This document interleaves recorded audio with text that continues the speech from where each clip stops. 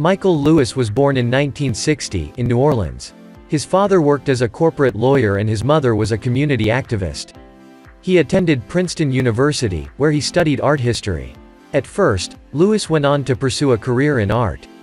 He worked for a New York art dealer after graduating college, until quitting when he realized that very few opportunities existed for an art history graduate working in the arts.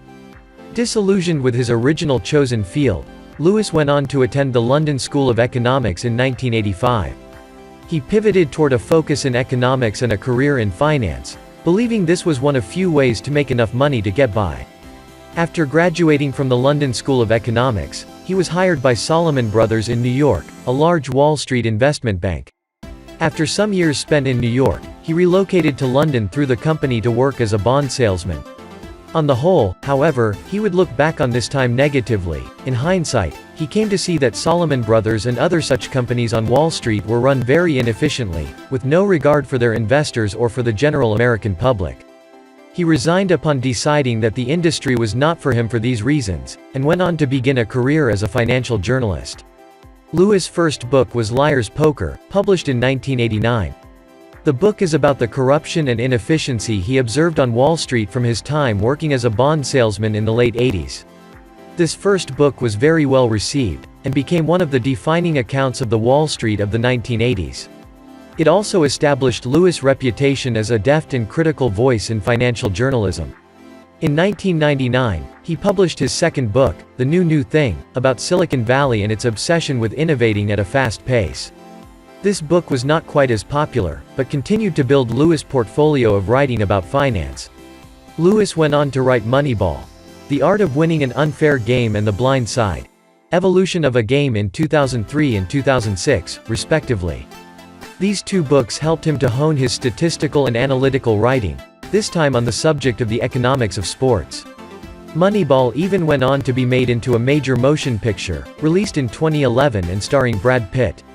But The Big Short, Inside the Doomsday Machine stands out amongst Lewis' many best-selling books for its focus on a particularly difficult-to-understand issue, which affected the entirety of America in 2008 and beyond. In The Big Short, published in 2010, Lewis profiles several people who were able to predict the housing crisis well before anyone else did. Amongst these was Steve Eisman, a pushy and vocal member of Front Point Partners, and Michael Burry, the socially withdrawn and quirky owner of Scion Capital. These two characters, along with the founders of Cornwall Capital and the aggressive Deutsche Bank mortgage trader Greg Lippmann, recognized the early warning signs of the housing crisis. They decided to bet against the subprime mortgage market, which underpinned the housing bubble. Ultimately, their bet, which was disparaged at the time for being unrealistic and foolish, paid off massively. In The Big Short, Lewis investigates how these few men figured out something that everyone else on Wall Street missed. He also looks into why most of Wall Street failed to see what they did, and what the fallout of the housing crisis was really like. Throughout, he explains the inner workings of Wall Street to his readers, in a way that is clear and easy to understand even for those with no financial background. The Big Short spent a remarkable 28 weeks on the New York Times bestseller list. It was also shortlisted for the 2010 Financial Times and Goldman Sachs Business Book of the Year award, and was awarded the 2011 Robert F. Kennedy Center for Justice and Human Rights Book Award. It went on to be made into a comedy drama directed by Adam McKay and starring Christian Bale, Steve Carell, Ryan Gosling, and Brad Pitt, which was released to critical acclaim in 2015. The film adaptation of the book went on to win the Academy Award for Best Adapted Screenplay and was nominated for Best Picture, Best Director, Best Supporting Actor, and Best Film Adapting.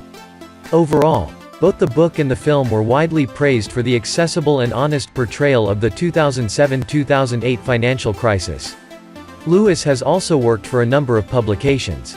He wrote for The Spectator, New York Times Magazine, Bloomberg, The New Republic, Vanity Fair, and Slate.